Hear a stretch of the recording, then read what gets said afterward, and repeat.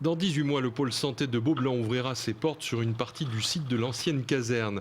Si le concept est courant en zone rurale, il commence à apparaître en ville. Vous savez, que ce soit dans les professions libérales ou dans le commerce, l'industrie, etc., les gens sont assez indépendants.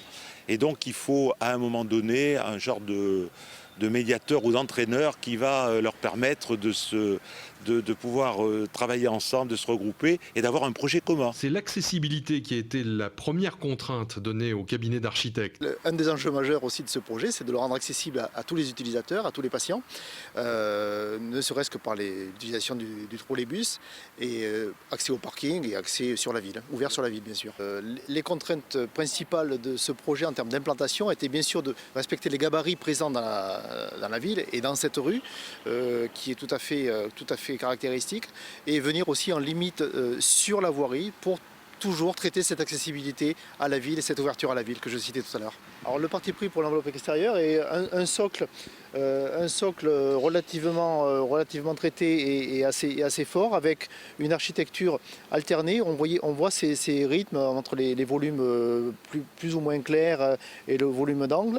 Un appel, parce qu'on a aussi une qualité, je dirais, quasi commerciale, je ne sais pas si le pharmacien aimerait que j'utilise ce terme-là, sur l'angle, donc un appel sur la ville, et aussi un rythme de façade qui se calque un petit peu sur ce que l'on retrouve dans l'avenue Montjoly. Le financement de l'opération repose sur la société d'économie mixte CELI et sur les futurs professionnels utilisateurs.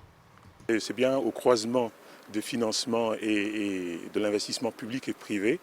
Le site a été mis à disposition par l'État dans le cadre des reconversions des sites militaires. La ville de Limoges transfère une propriété à la CELI qui, dans le cadre de ses missions d'accompagnement, vient réaliser, en mettant une partie de fonds propres, vient réaliser au profit de l'intérêt général cette maison de santé. D'entrée, plus de la moitié des murs a été vendue aux professionnels qui tiennent à montrer leur contribution et leur investissement dans ce projet.